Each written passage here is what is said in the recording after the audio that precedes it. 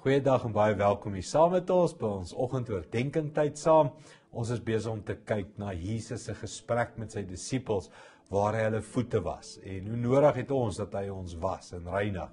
Kom ons gaan kyk wat leer hy ons vandag. Johannes 13 vers 10 sê, Jesus sê vir hom, iemand wat klaar gebad het, is heeltemal skoon, behalwe om nog sy voete te was. En julle is mos reeds skoon.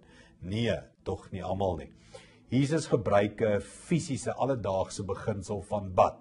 En hy sê as jy gebad het, is jy skoon, behalwe jou voete. Veral in daai tyd, stof, grondpaaie, oop sandale, jy kon net klaar gebad het en dan is jou voete dadelik weer vuil. Maar Jesus vergeestelik dit ook. Is iets van ek het julle klaar heeltemal skoon gemaak. So ek het julle klaar gebad.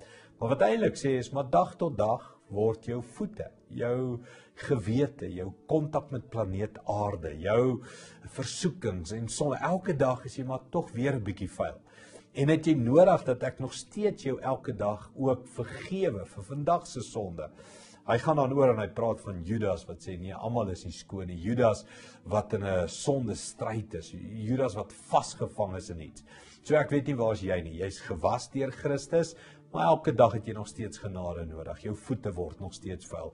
Of dalk Judas, jy's dalk besig met konstante volharding in sonde en jy het nodig dat God jou totaal en al was.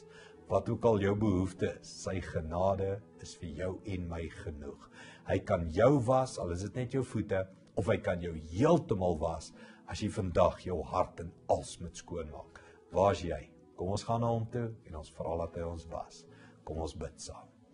Hemelse Vader, party van ons is al reeds gewas in die bloed, maar ons voete word elke dag 'n bietjie vuil. Elke dag is ons in hierdie wêreld, versoekings, mense sonde, en ons het nodig dat U ons weer dag tot dag reinig.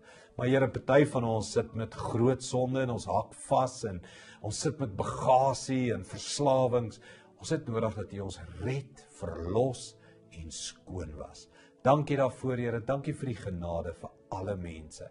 U liefde vir almal van ons. Dankie dat U genade genoeg is. In Jesus naam.